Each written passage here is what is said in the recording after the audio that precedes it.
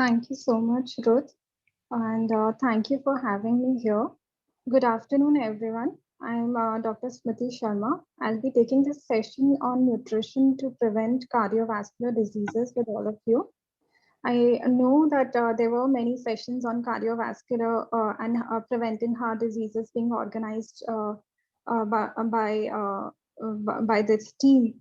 I'll focus on nutrition, but I'll still take you all through a little bit of background on what it is, and then we will together figure out that what should we eat.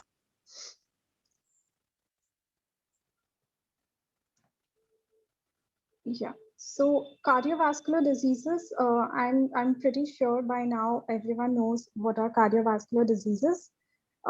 Just a repetition for all of you. Cardiovascular diseases are diseases of the artery.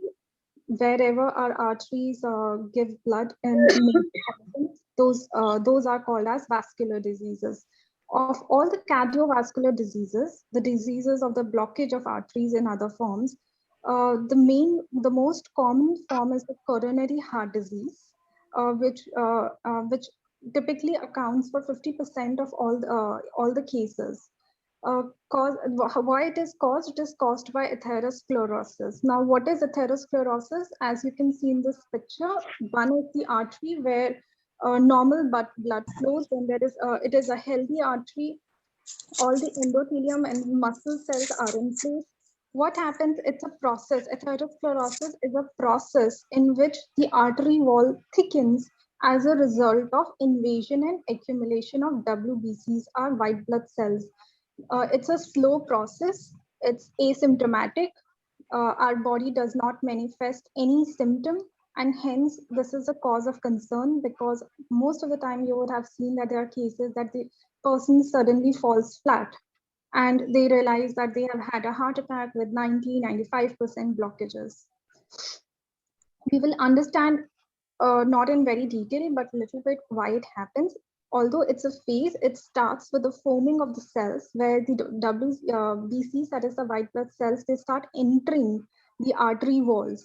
And when it fully forms towards the end stage, which we call as atherosclerosis, and starts restricting the blood flow in the artery, it majorly contains lipids. I will not use the word cholesterol only. I will say lipids, because it includes triglycerides, it includes LDL and HDL, and not only cholesterol. And it also has a lot of calcium in that accumulation which forms there, that lesion.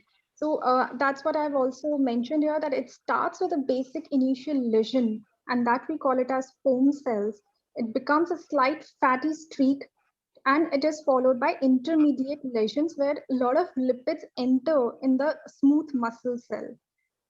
It is followed by an atheroma where it slowly becomes majorly a core of lipid, and then it becomes fibroatheroma where the lipid cores have calcium. Until this level, when the 80% or 90% of the damage is done, our body does not give usually any symptom. And at the last, it is the complicated lesion, that is, it is a thrombosis, and it restricts the blood flow.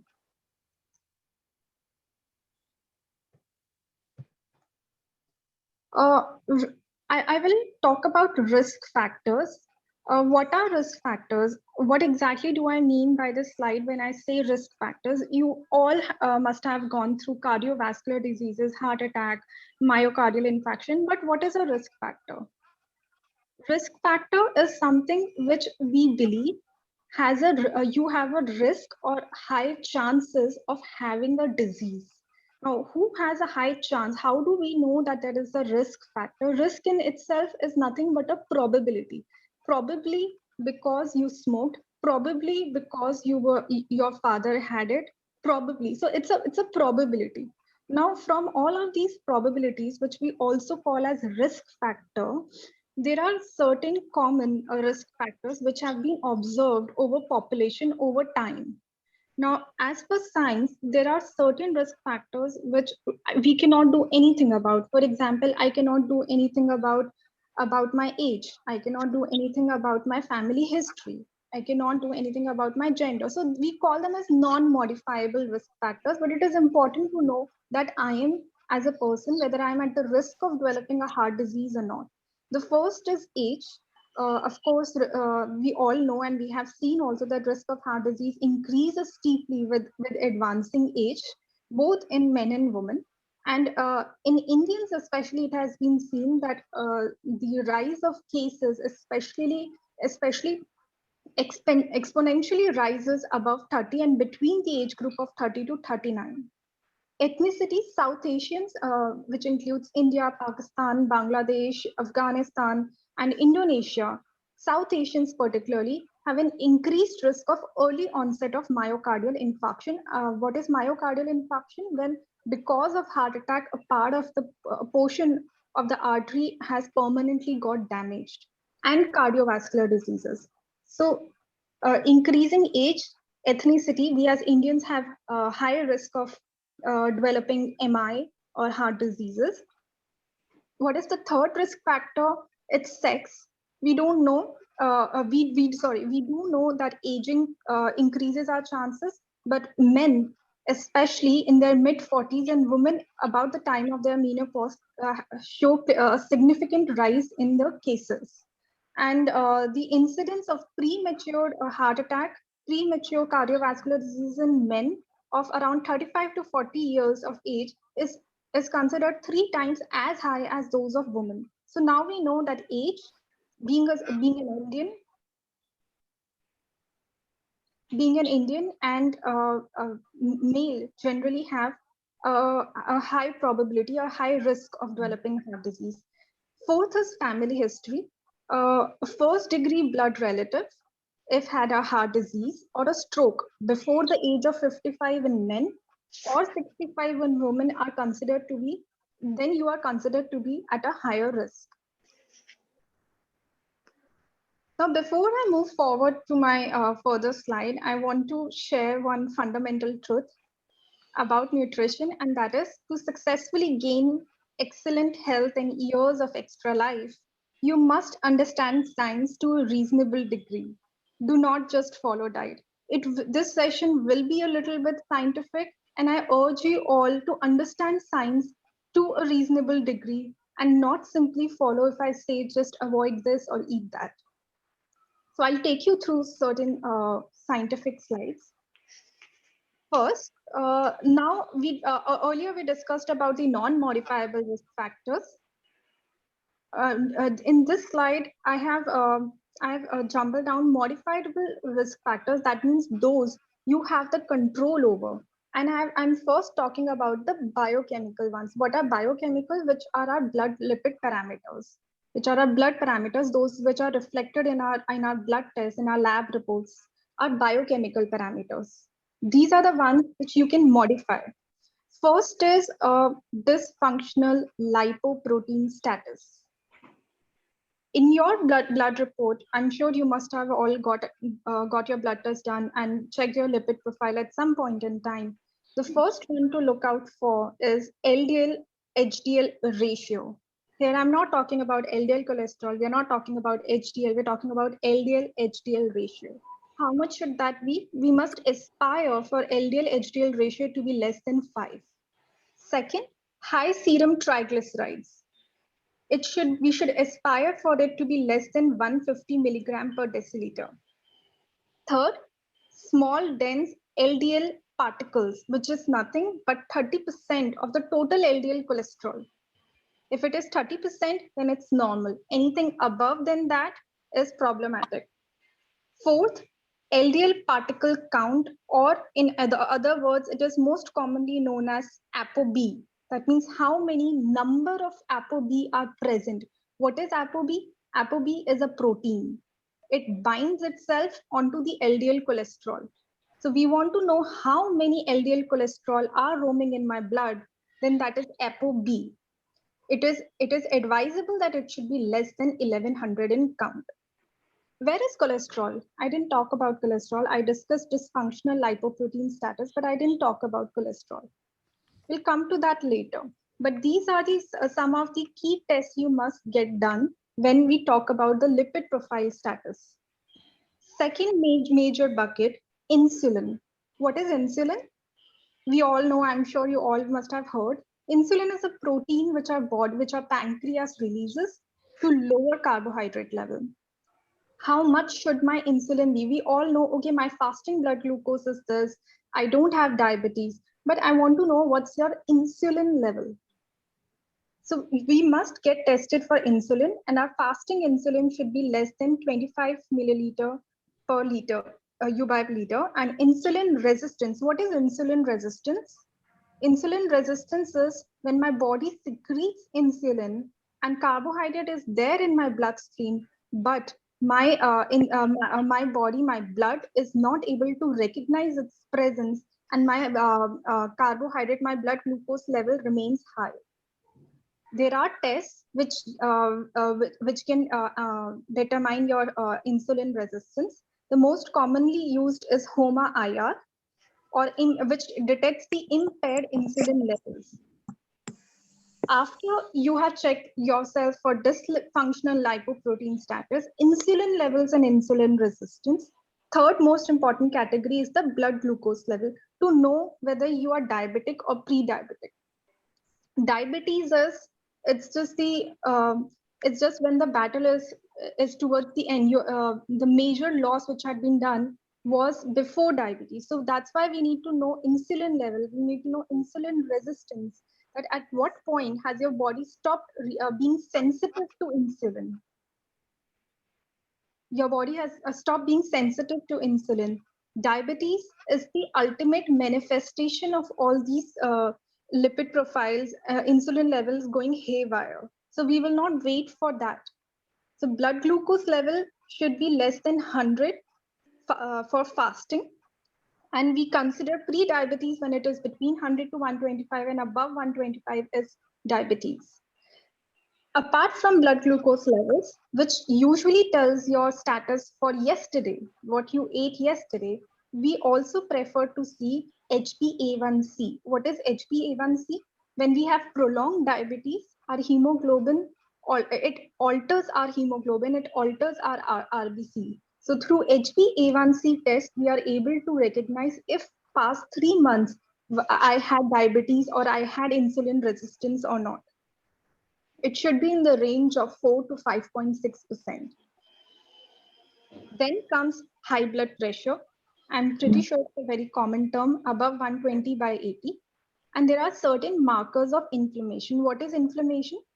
Anything which your body has bruises inside, or if there's a reaction going inside your body which is itching your tissues, then it will usually show up in the form of CRP, C-reactive protein, or serum ferritin. So these are markers of inflammation, so that we know that in case your levels are high, that there could be something going on with your arteries being inflamed.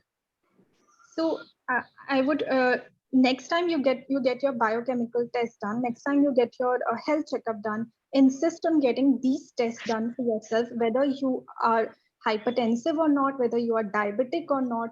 Do get yourself checked for these factors.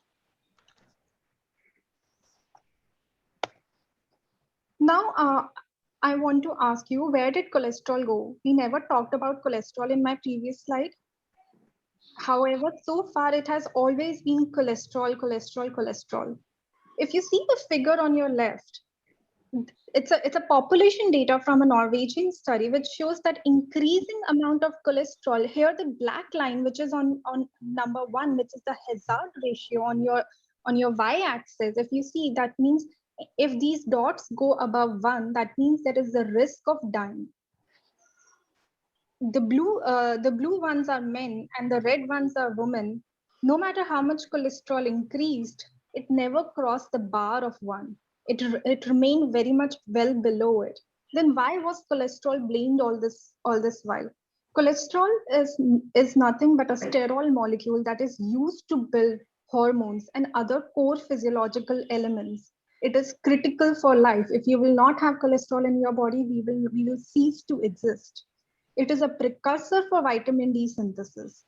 It is a key element which repairs the damage to our body. it has been wrongly blamed for heart disease all this while.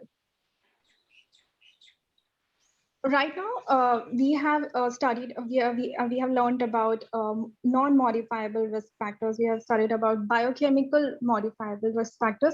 There are other modifiable risk factors, which are anthropometry. And I'm sure we all are aware about that if we are obese, then there are chances. But I deliberately put it second in line because biochemical parameters come first.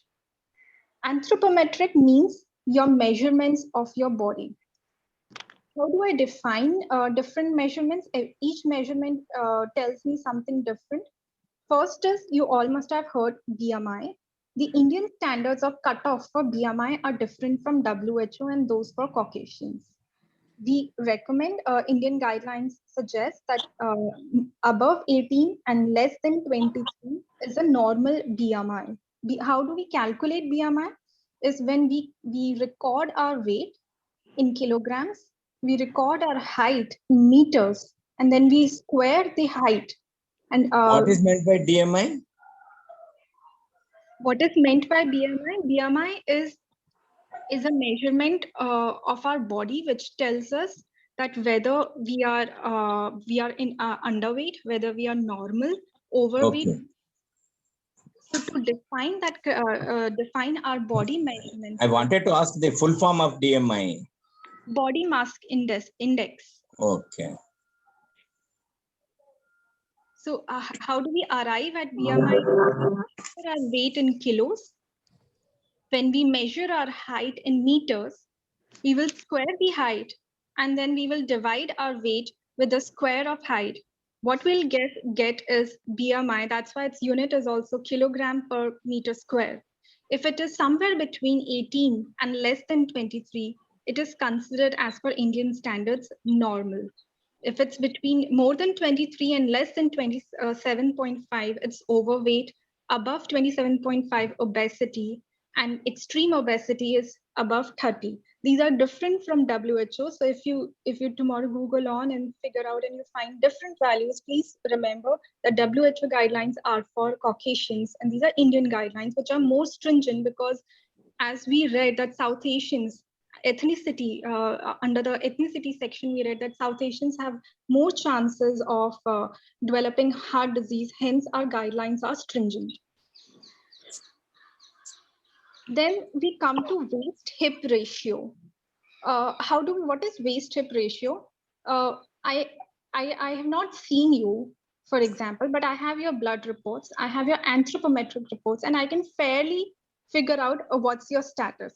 So these all body measurements are meant to assess that are we how the population, average population is, or are we on the extreme side.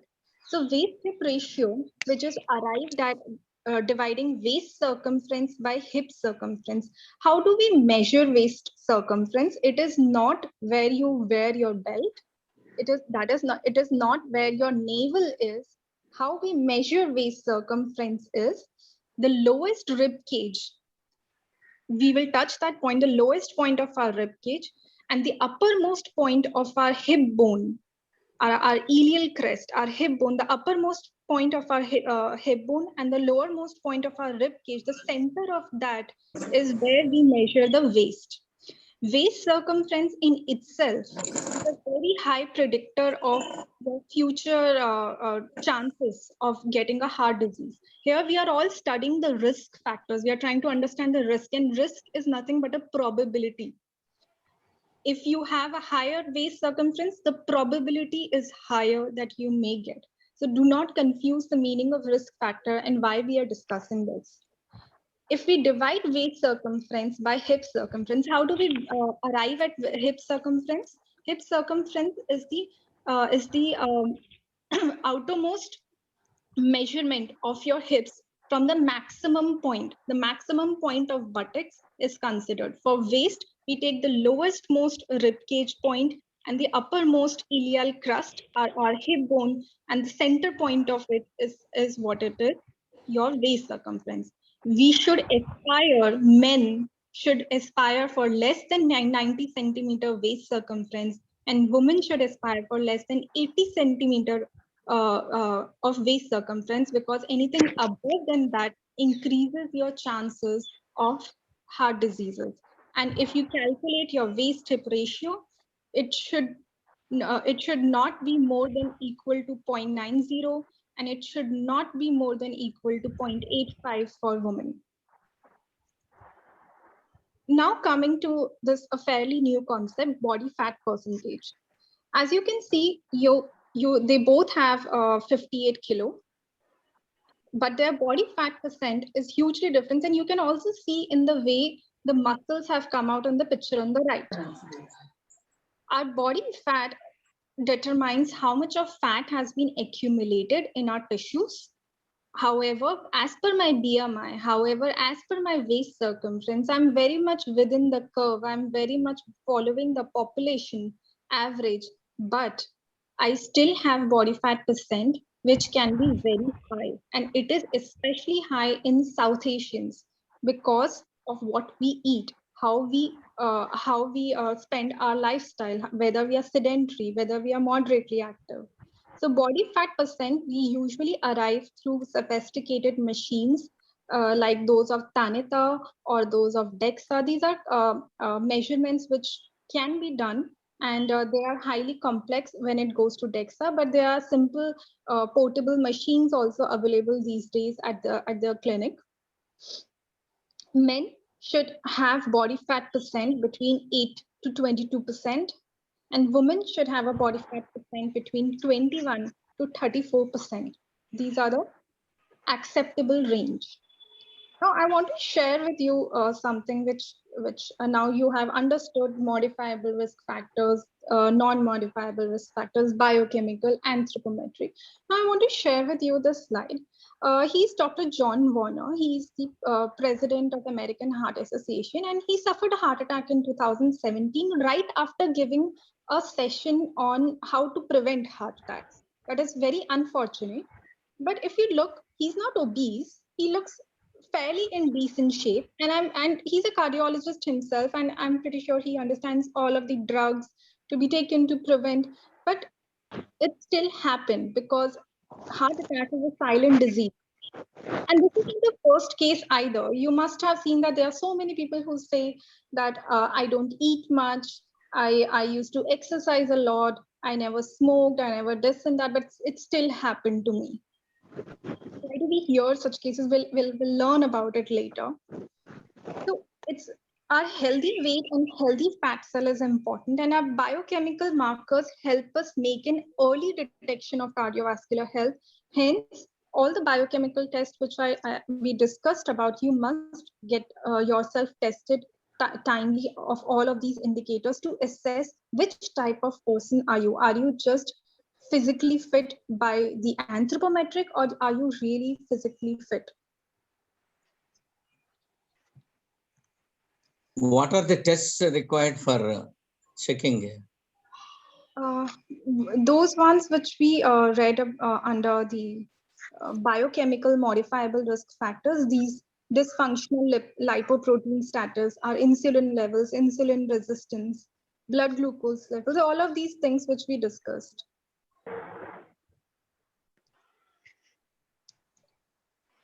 Now, what increases other risk factors?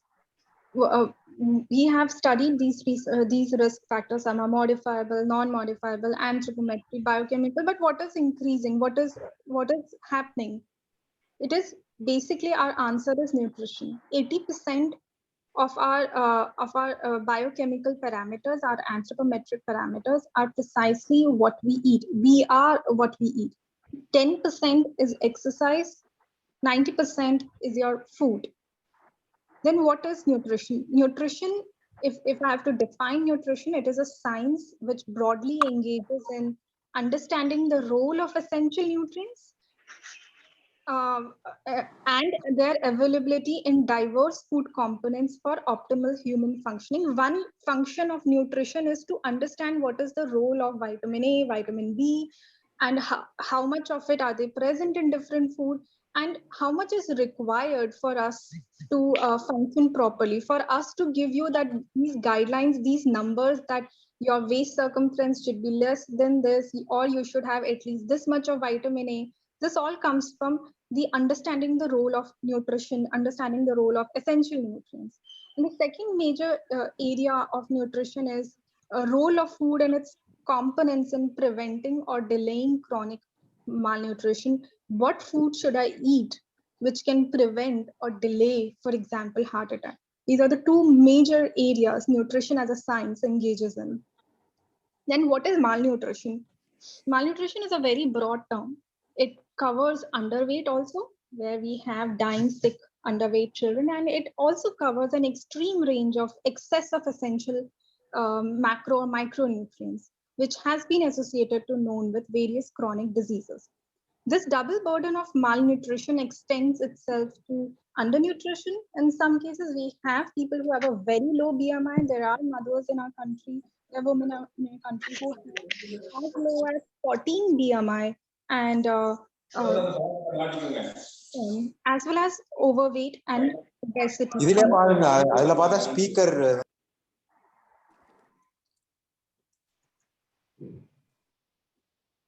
ICMR, which is the Indian Council of Medical Research, I'm sure these days, because of vaccines, you must have heard of ICMR quite a bit.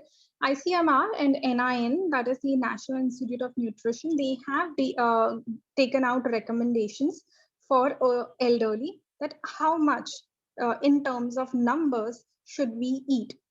For men, the RDAs are never given for energy. It's ER, which is the estimated energy requirements, because we don't want people to have extra calories.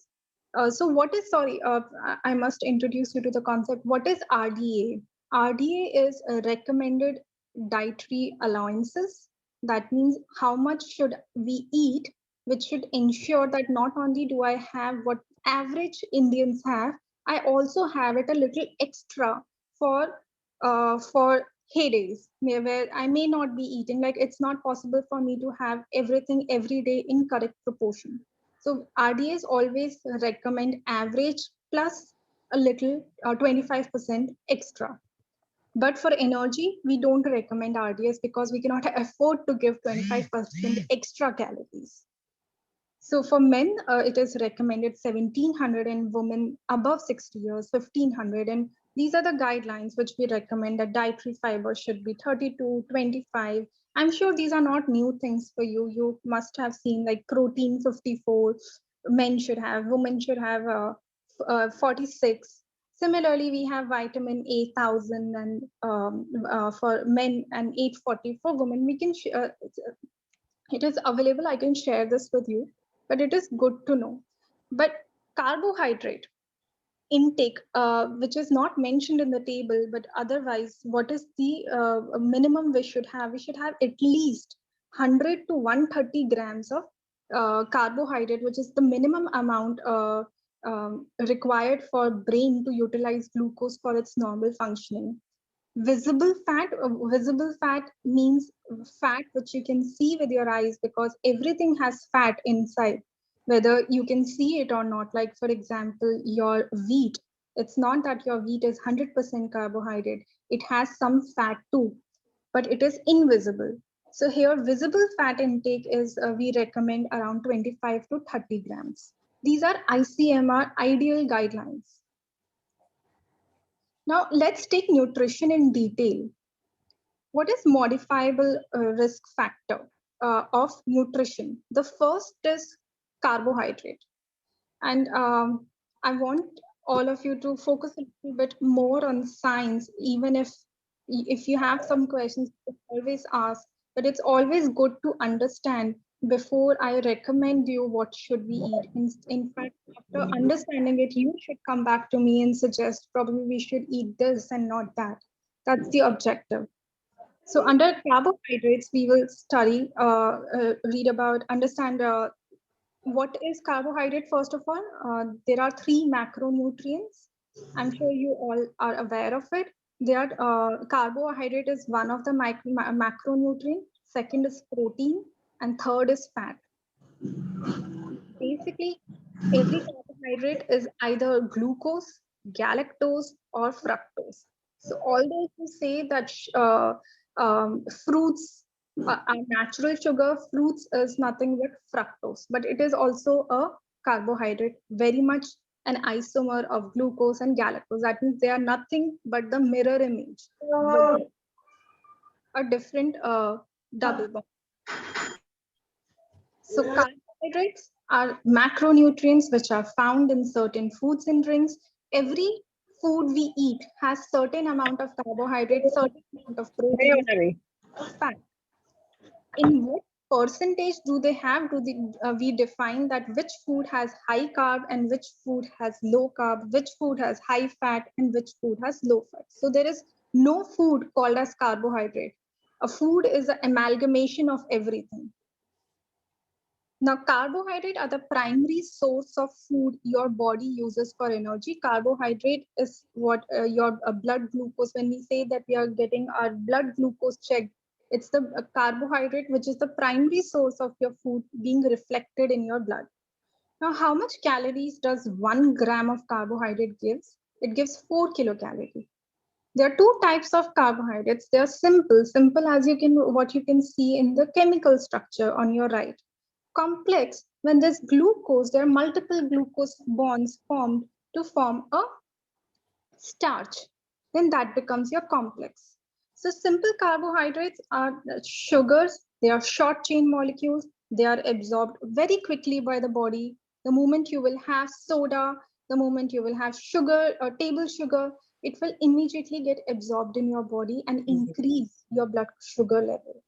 It is present in corn syrup, fruit juice, cold drinks, raw sugar, aerated drinks.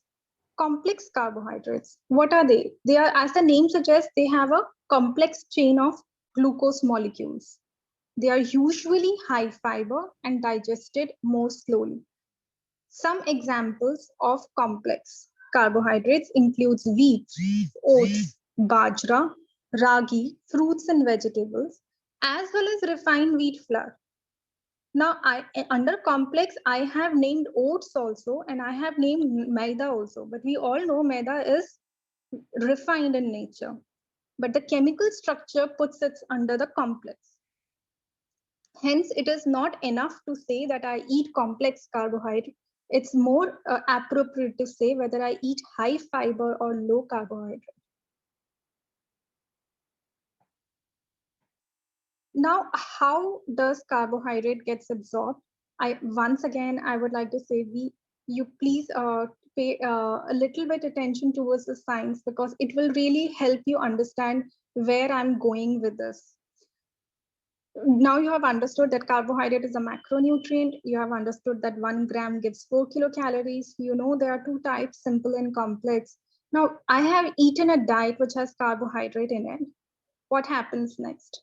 The moment you eat carbohydrate, be it any form, whether it comes from atta or whether it comes from oats or whether it comes from quinoa, our body will release insulin. Insulin is what? Insulin is a protein released by pancreas.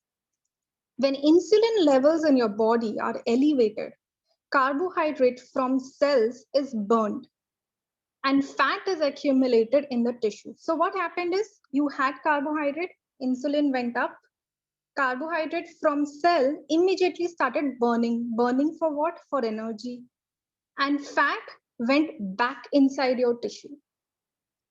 However, when insulin level drops, your fat escapes from the tissue and the fatty depots which you have, they start shrinking.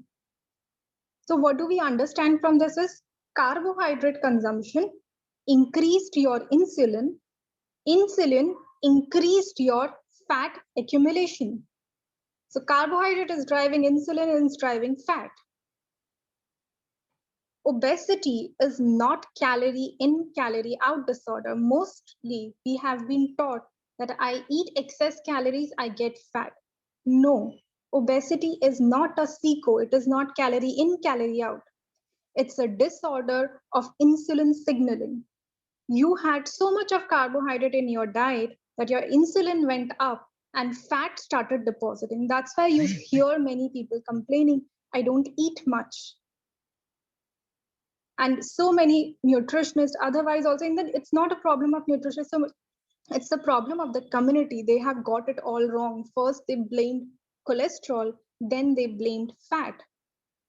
It is actually carbohydrate, because carbohydrate, the moment you have it, it pushed your insulin levels up. And what insulin did was, I will digest carbohydrate. In the meantime, it pushes fat back into the cell. I will just repeat this slide again. Fundamental truth, just as a reminder to all of you, to successfully gain excellent health and years of extra life, you must understand science to a reasonable degree. Do not just follow the diet I give you. Now we understood about carbohydrate. Let's talk a little bit about fat. I want you to pay a little bit attention here. That's why I had that fundamental truth slide. Fats, they are macronutrients, just like carbohydrate. They also help body use some vitamin and skin healthy. 1 gram of fat gives you 9 kilocalories, more than double of what carbohydrate gives. Like the way carbohydrates were simple and complex, fats are saturated and unsaturated. You have a figure there on your right. What is saturated? In simple terms, saturated is something which on room temperature stays solid. And unsaturated fats are those which on room temperature are liquid in nature. So you know which ones are saturated? Your ghee, butter, coconut oil, they are solid. They are saturated fats. But what is saturated? Saturated is that the carbon atom, the carbon chain of the fat does not have any double bond. It is all single bond. Unsaturated, they will have 1 or 2 or 3 double bonds. Depending on which number of carbon has the bond, you get the name, oh, omega-3, it is high in omega-3, it is high in omega-6, it's omega-9. You must have heard all these names because these things are usually used in media. So I hope you got it, that what is omega-3 and omega-6. Omega-3, 6, 9, they are unsaturated fatty acids which have a double bond. Depending on which carbon atom the double bond is, 3, 6, or 9, the name comes from there. So in this figure, can you tell me which it is omega-3 or omega-6 or omega-9? Anyone?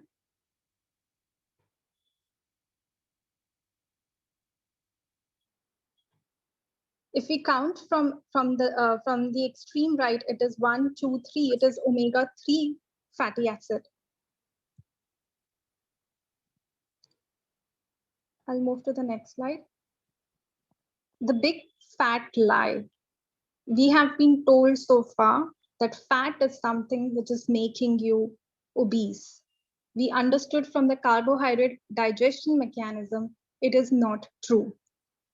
What we have to understand is, what fat are we eating? Omega-6 and omega-3, which I just explained to you, it is nothing but unsaturated fatty acids. Depending on where the double bond is, they both are essential to human body and are required. But what is essential? What do I mean by essential? Essential is something which my body cannot manufacture on its own, and it depends on the food you eat to provide. That means omega-6 and omega-3, they both are essential. However, there is a big however here. Omega-6 and omega-3 are required in equal quantities, 1:1 ratio.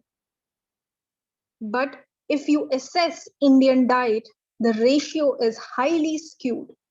We eat 60:1 ratio of omega-6 to omega-3. If you see the figure on your right, you can see that there is an oil. There are different types of oil.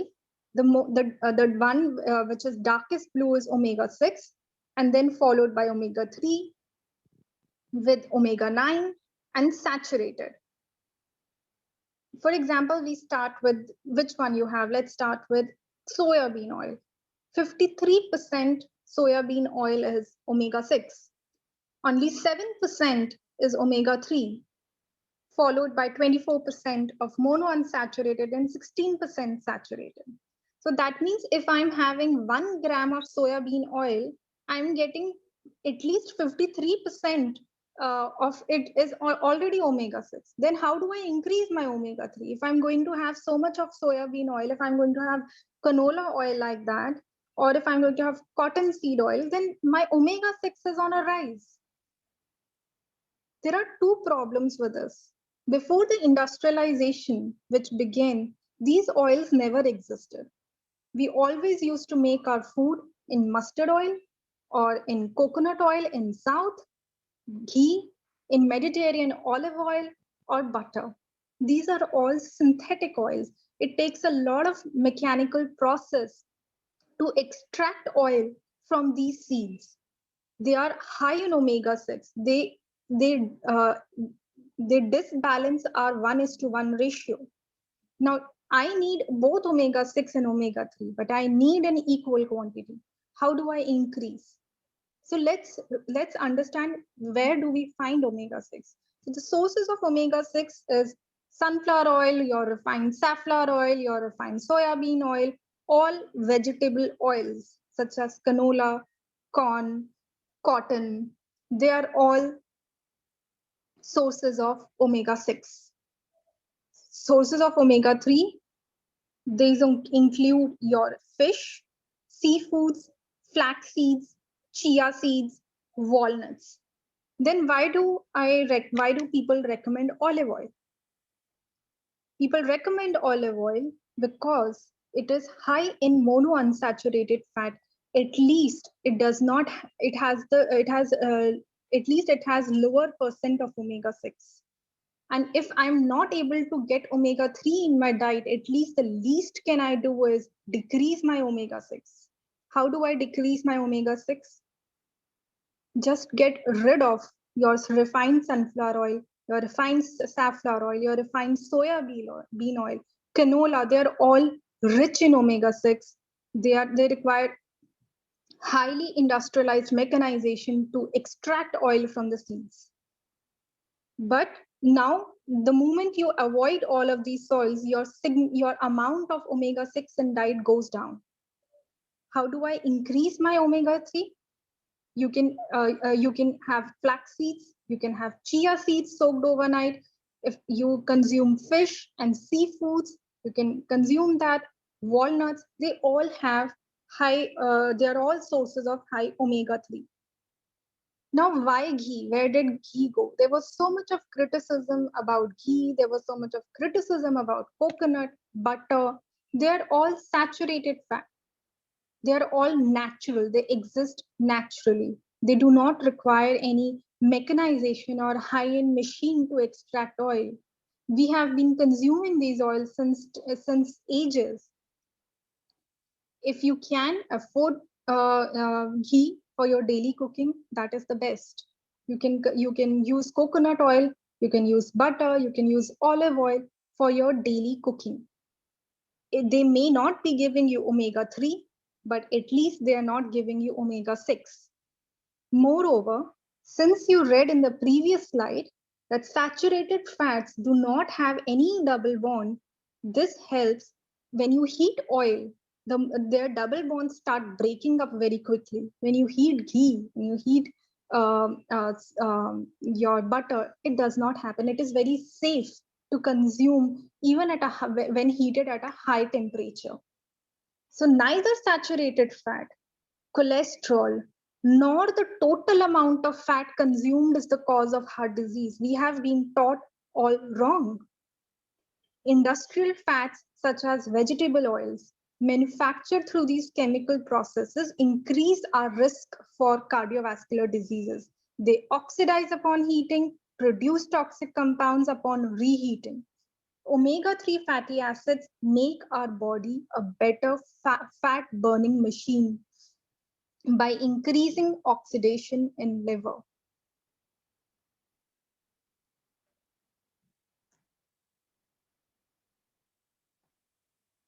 Now we have understood fair bit about carbohydrate, that what happens when carbohydrate enters our body.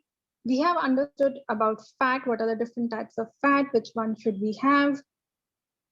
Cholesterol is something not to be feared about, hence stop throwing away all the yolks of the egg. You have to consume them, they're very healthy. Now, what does these two lessons teach us about carbohydrate and fat?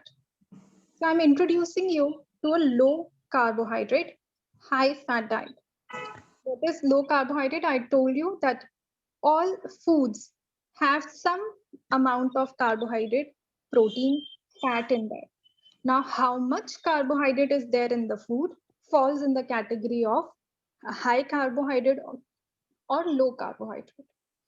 For example, you know, why do we call egg as rich in protein? Because egg also has carbohydrate, egg also has fat, egg also has protein, but it has maximum amount of protein amongst the other two macronutrients. Hence, we put it under the protein category.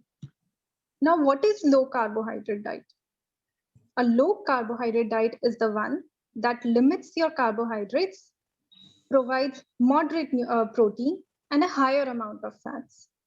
For decades, we have been told that fat is detrimental to our health, while there are many diets, there are many programs which promote low fat diet products. What happens is when you cut down fat, when you are consuming milk which is double toned, your body needs calories.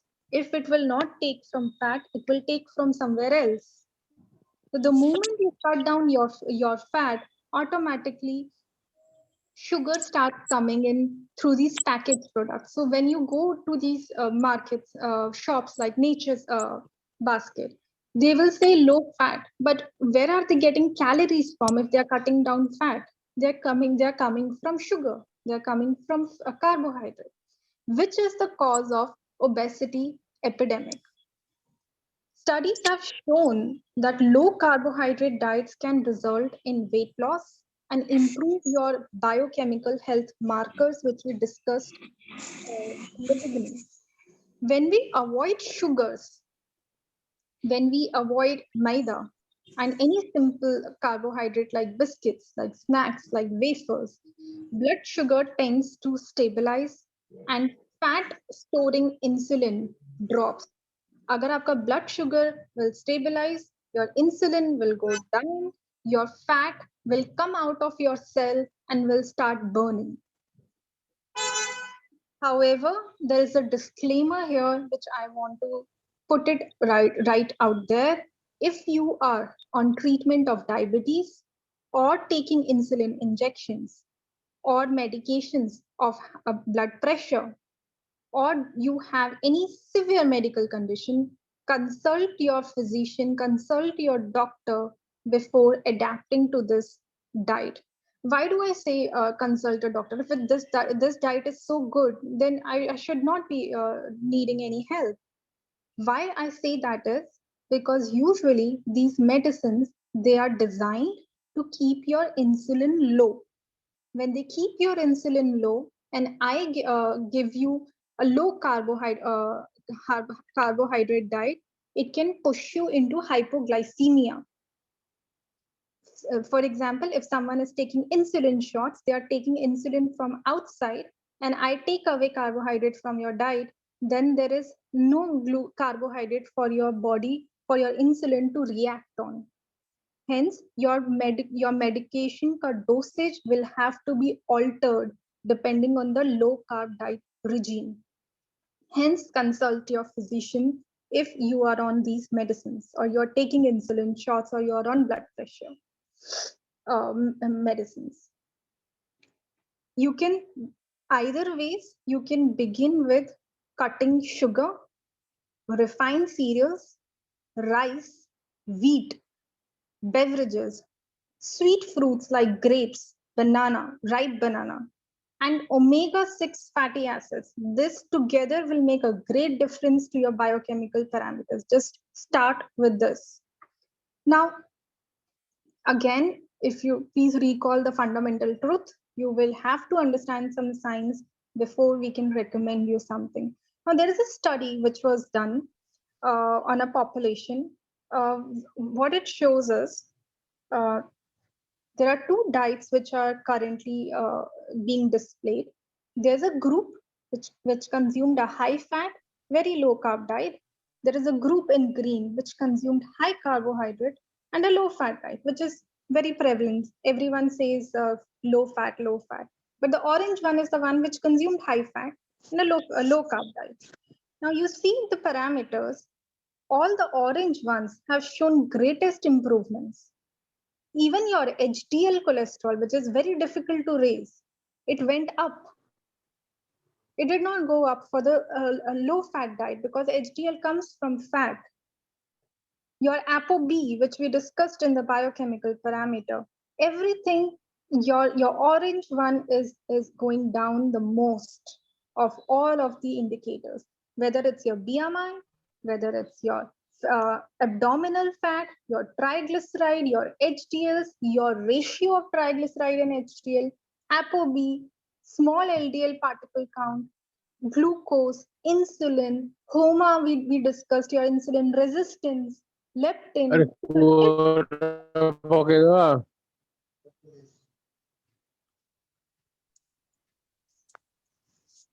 Everything has come down for all.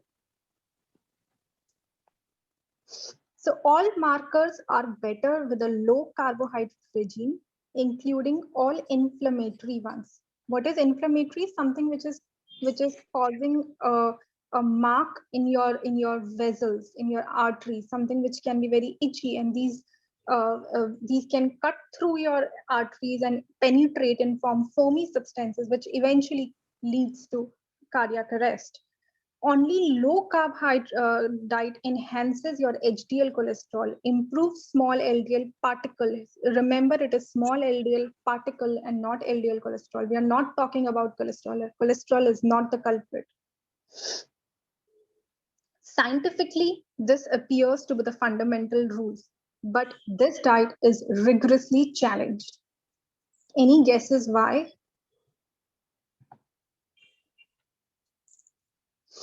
Because it supports a lot of industries. If I put out studies out there that sugar is harmful, what will happen to Pepsi? What will happen to Coke? What will happen to your wafers? All your wafers are fried in omega-6 fatty acids. If I put it out there, what will happen to those companies? They are highly funded. These studies are rare, they rarely come out because they are highly funded other ways around. If another similar study, there are many such studies out there. Another similar study, if you see the pink graph, which is a low carb, high fat diet, triglyceride has come down, HDL has gone up, LDL has improved, but LDL and total cholesterol, they don't matter individually. It's the LDL divided by HDL ratio which matters. As you can see, LDL is so small and HDL is so high, your ratio is already good. Total cholesterol has come down. Your glucose has come down. Your HbA1c, which shows your past 3-4 months diabetes, it has significantly come down. Weight has significantly come down. There are many such studies out there. Again, I'll keep repeating this slide. To successfully gain excellent health and years of extra life, please understand science to a reasonable degree. Do not just follow the diet I give you. What are the other factors? ये तो nutrition था. What are the other factors? Smoking. Smoking is one of the single biggest risk factor to heart diseases. Even passive smoking and all forms of tobacco consumption falls under this category.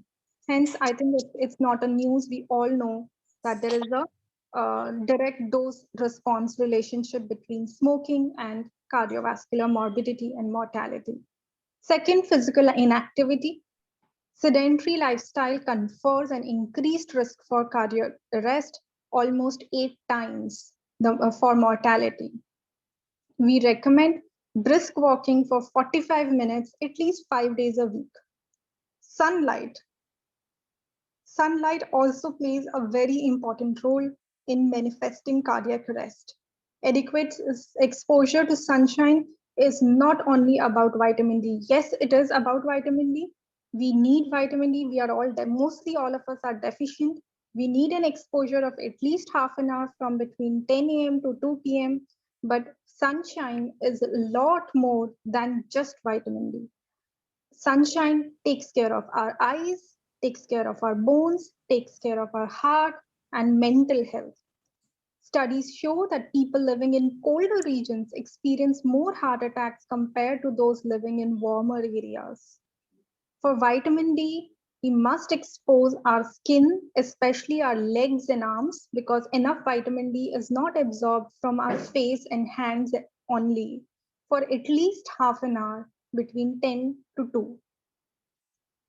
Do not apply sunblock before exposing yourself to sunshine. Now, what should we eat? Enough of science. I've told you a lot, this works, that works. But what should we eat? I'll give you some pictorial visual examples. Vegetables. Now, these numbers are actually the carbohydrate each vegetable has per 100 gram. So if you see on your left, all of these vegetables are low in carbohydrate. And if you see on your right, then they have slightly higher. So that does not mean that I will not eat vegetables because everything has carbohydrate. But if I have to bring 150 gram of carbohydrate in my diet, where will I bring it from? Will I bring it from potato or will I bring it from spinach? The choice is yours. Fruits. You can see on your right grapes, banana, mango, pineapple. They have the highest amount of carbohydrate. So when given a choice, we must pick the ones on our left. Dals, pulses, quinoa and corn are not there. So beans, lentils, peas, they all contain carbohydrate, but they also have protein. So now if I have to again bring 150 gram of carbohydrates in my diet, where will I bring it from? I will pick up peas because I'll pick up lentils, I'll pick up beans because they also offer me protein, especially for vegetarians. Dairy. Dairy especially has been the culprit all this while. We have all started consuming double tone, but we urge, this basis our discussion on fats, we urge to consume a lot of dairy, consume butter, consume cheese, consume paneer, yogurt, cottage cheese, different types of creams, feta cheese, light cream, half and half milk, cream cheese. You can have all of those. You can mix low carb fruits with cream and make a dessert, a healthy dessert of your own. Healthy snacks.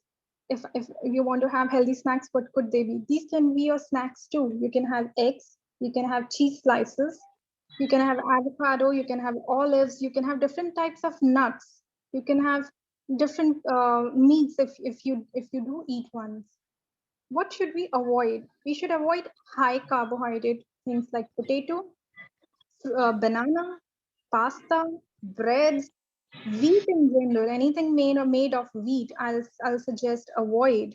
Sugar, chocolates, candies, donuts, we all know.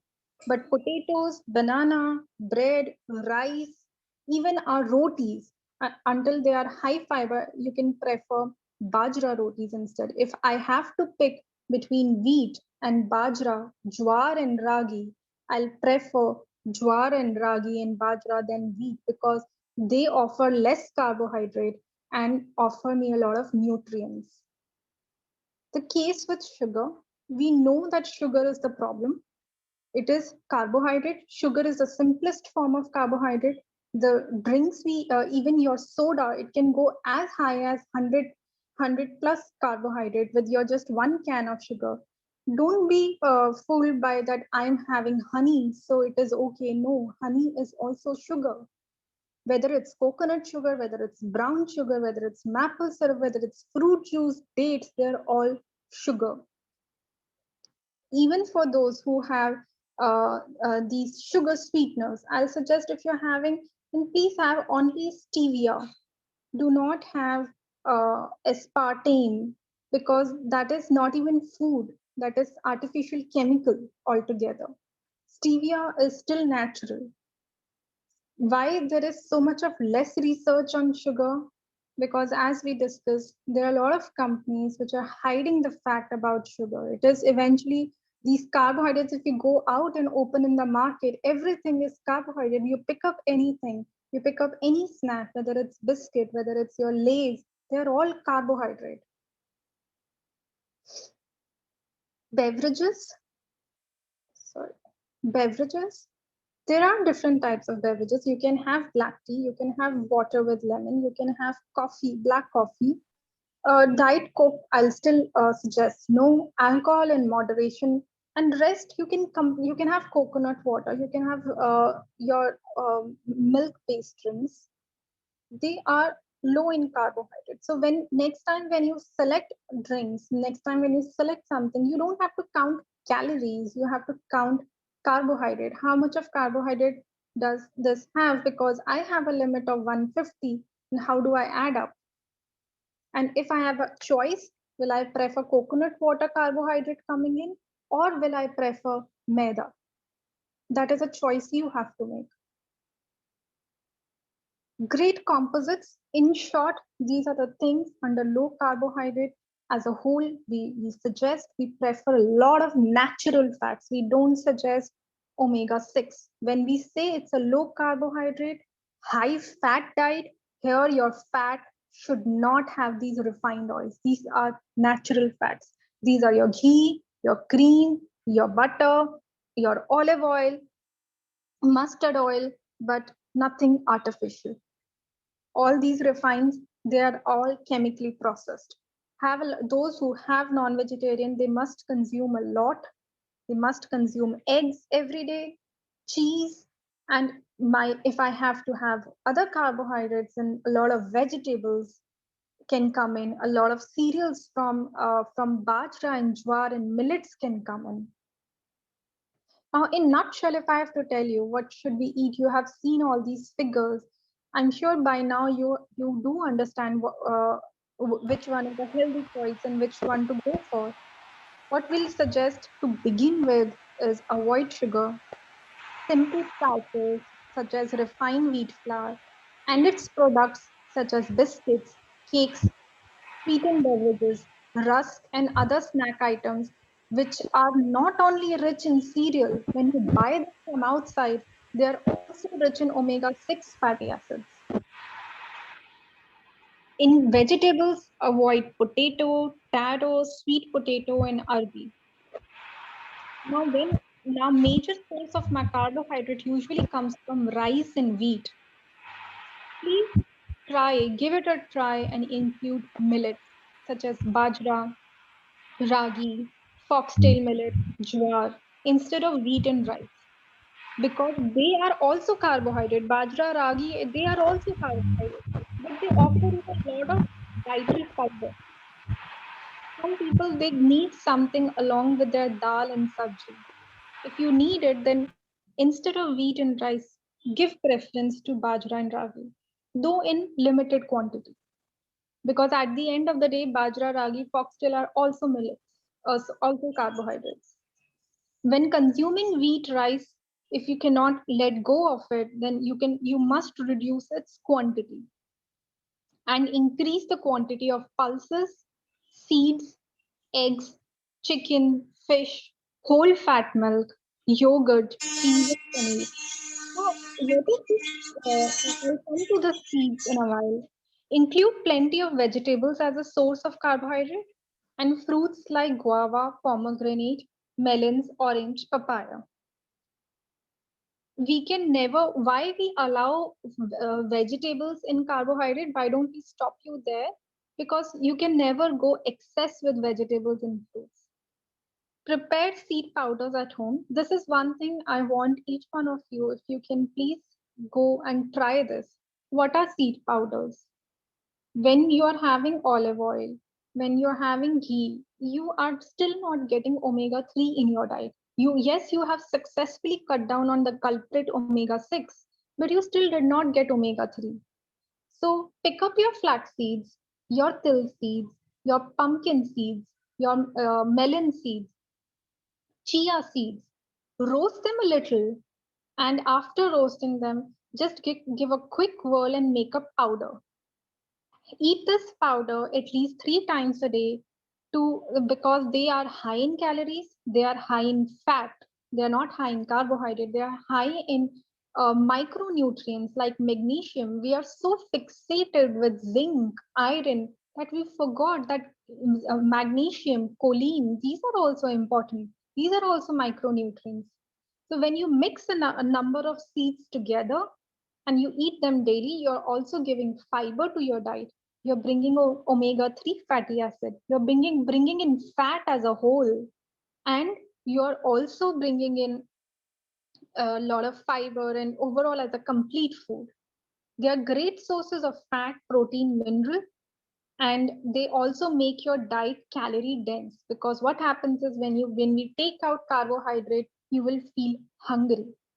I want to increase your calories also. I want to give you food. At the end of the day, I cannot give you a diet which you cannot follow. I cannot keep you hungry. Through seed powders, it makes your diet very high in calories, but good calories. Use desi ghee if possible, olive oil, til oil, groundnut oil, coconut oil, or mustard oil for cooking, and keep changing your oils because every oil is different. Include cold pressed oils as much as possible. And at last, intermittent fasting. I don't know how many of you have heard of it, but it is nothing new. It is just the name intermittent fasting, but Indians have been fasting as a usual practice for religious or other purposes since a long time. Intermittent fasting is nothing new, but it has advantages which are long forgotten. It involves cycling between periods of fasting and eating. Whenever we are fasting, like for example, I had my lunch at 1 o'clock and it's 5 right now, I'm fasting past 3 hours. So we do fast in between naturally, but we have to increase that period so that when the whole of the carbohydrate is gone, um, your insulin level will drop and your fat stores will start coming out. It can provide significant benefits if done right, including weight loss, reversal of type 2 diabetes, and many other things. However, again, a disclaimer, it is not to be taken up by those who are underweight or on medications for type 1 and type 2 diabetes or on prescription for kidney and heart disease. You must consult your physician, and only after consulting and regulating your medicine up and down according to your diet, you can follow this. Anytime we are not eating, we are fasting. It allows the body to use its stored energy by burning off excess body fat. And how does it burn off excess body fat? Because your insulin went down. The moment insulin goes down, fat comes out. Fasting periods often is called as cleansers, detoxifications, or purifications. We all know these terms. This is nothing new. People have believed that this period of abstinence from food would clear the systems of toxins and regenerate them. Now, the most common intermittent fasting is when you eat for 8 hours and fast for 16 hours. For example, you can have your breakfast at 10 and then at 8 o'clock, and then from 8 to 4 you can eat in that window, but eat what? Not everything, not the whole world, only what we discussed. You eat in that 8 hours window and then you fast until the next day. You can have your black tea or black coffee or water in the meantime. This is 16 by 8 is the usual intermittent fasting time, and you can begin with that. You can start with that. As a beginner, if you're just starting off, you can also start with 12 to 14 hours and gradually move up to 16 to 18. But that disclaimer, however, is still very much on the board.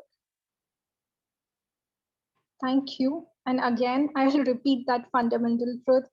Please understand the science to some reasonable degree and not just follow what I'm saying. Thank you.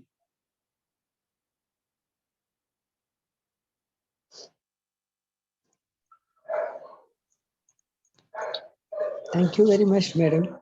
We are very happy with your presentation. Thanks a lot for advising us. Thank you, ma'am. Thank you. Madam, for the knowledge you have given us. We had no idea of this. Thank you. Thank you, sir.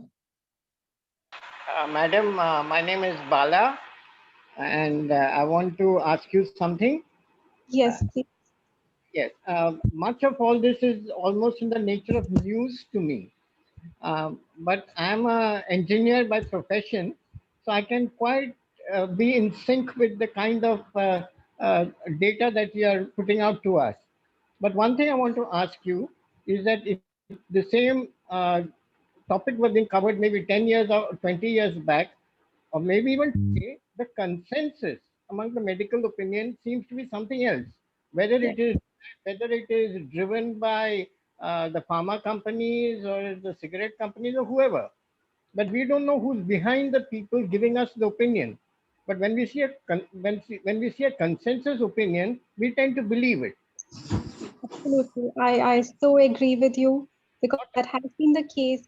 Even in our college degrees, we have been taught exactly that calorie in, calorie out is all we got to measure.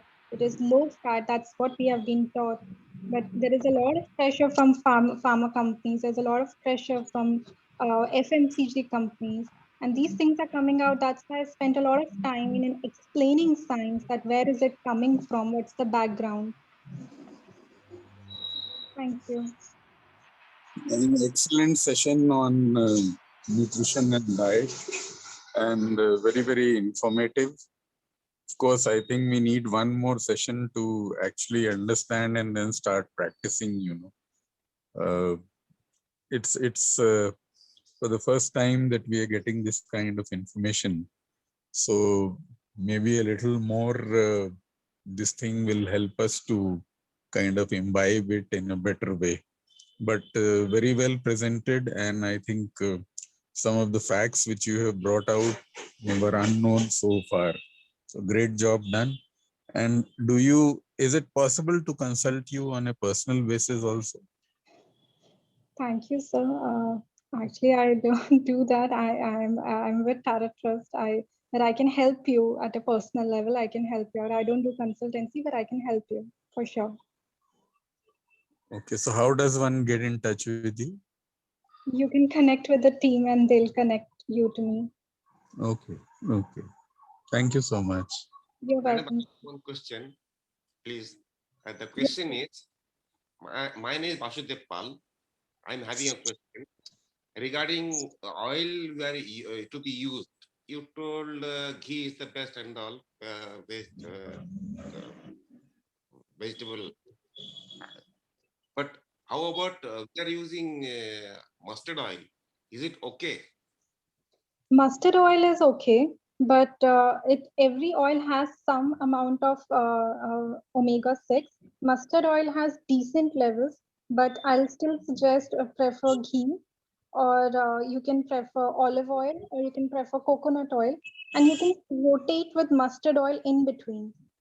Mustard oil is not as bad as other refined vegetable oils, which are rich in omega-6. But madam, we have heard about coconut oil being having more. That is a badnaam type of thing. Badnaam hua hai. But we believe that mustard oil is better than coconut oil. This is the belief goes with us at least. But how far is this true? So our folks in Kerala have been consuming coconut oil since unknown century. Yes. It is not bad. It has been blamed that way.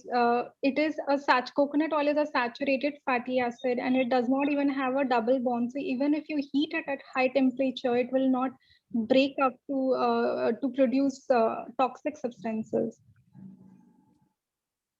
Coconut oil is safe to consume if you like the taste. With most folks, I've seen that coconut oil basically it's the taste, it's the aftertaste which is not acceptable. But it is healthy. There is no problem with coconut oil at all.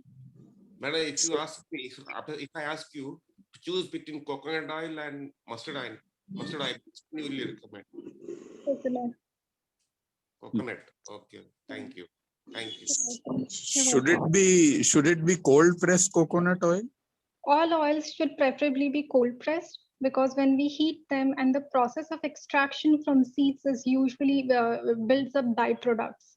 So if you see coconut oil, ghee, they don't, their manufacturing process in itself does not require a very high level of heat temperature or high machinery. You press them and it simply comes out. But Same but is the you case- same but is the you case. get Mustard oil also. Mustard seeds are pressed and it comes out.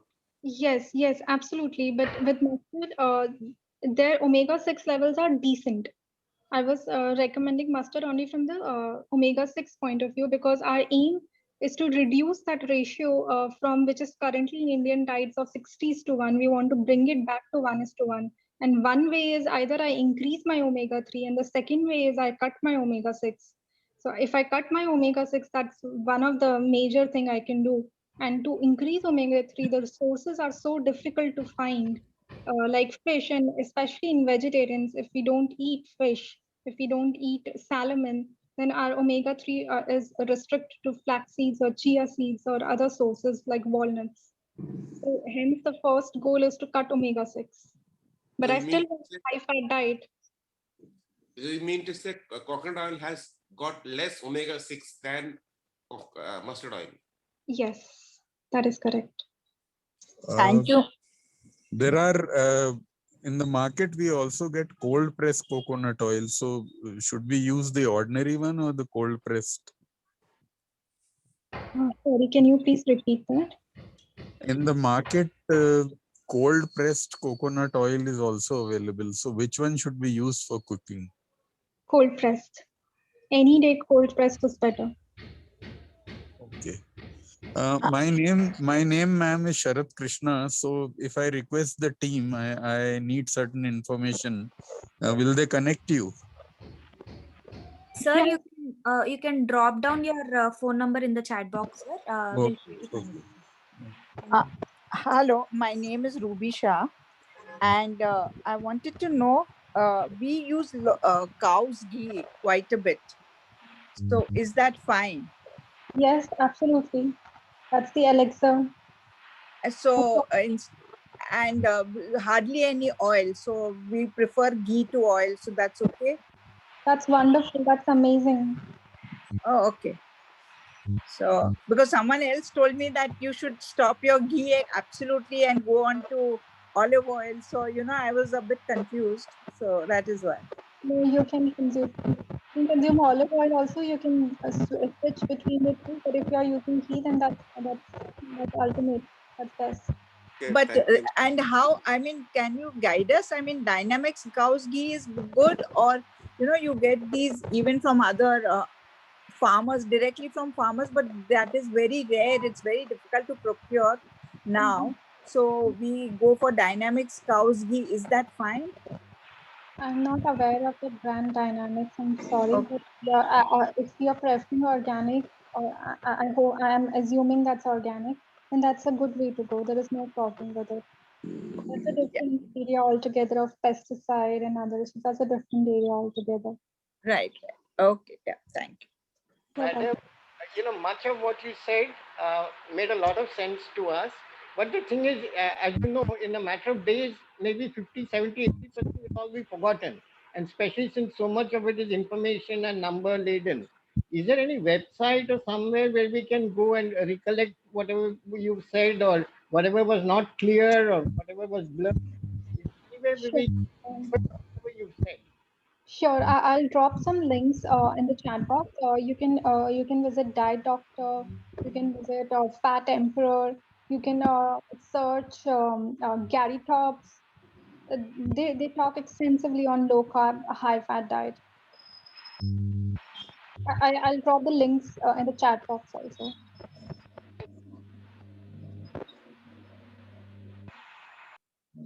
But then if we are having high fat, shouldn't we be exercising more, or there is no need for that? No, exercise is required. It's just, I'd mentioned that in my slide as well, that 45 minutes of brisk walking, at least 5 days a week is required. But when I say high fat, I also say low carbohydrate. So you have to get rid of your rotis, your chawal, and you will restrict to those vegetables and fruits also, which are substantially lower in carbohydrate.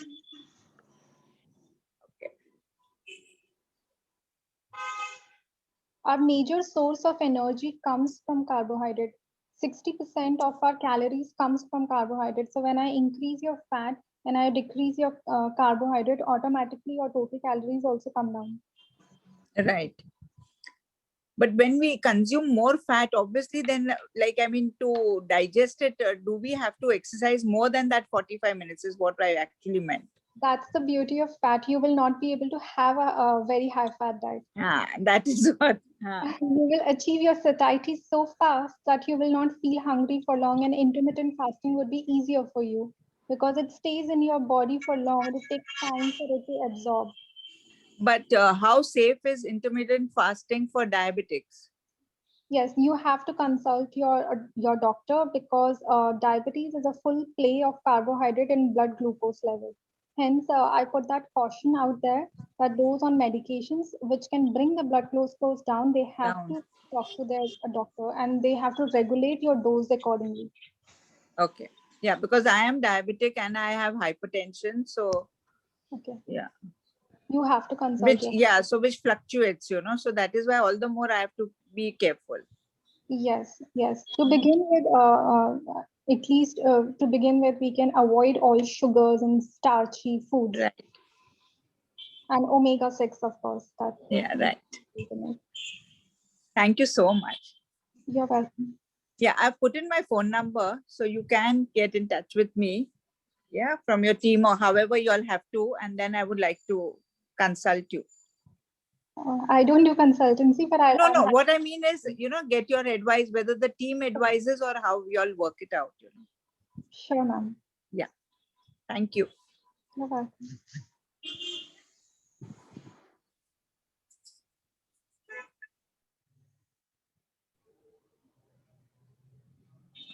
Very good evening, madam. Hi. Hello, sir. See, is it recommended to take that what called that cod liver oil or that fish capsule available in the pharmacy? Is it recommended to take those who are non-vegetarian because their source of calories to increase? Can you please recommend? Yes, I think if you can, you should, because it's very omega-3 fatty acid sources are very difficult to find, especially for vegetarians. But you have to you can find only in flax seeds and chia seeds and walnuts for vegetarians. So omega-3 fatty acid oral consumption really helps. So that means you feel that omega-3 and omega-6, how much quantity we should take daily basis? Sorry, sir, I can't hear you. See how much quantity of omega-3 and omega-6 in can be taken by the natural person. Sir, I can't hear you. I'm sorry.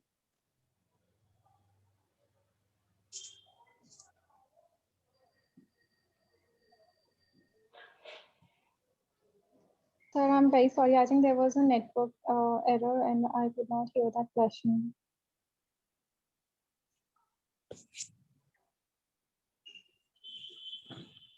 Actually, sir was asking that how much quantity should this omega-6 oil should be taken?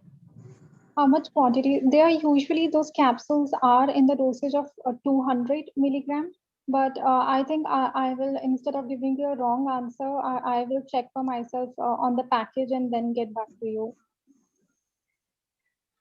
But you can have supplements, external supplements for sure. Okay. Okay, I think we are done with the time. Thank you so much, Smriti, for taking such an informative session for all of us.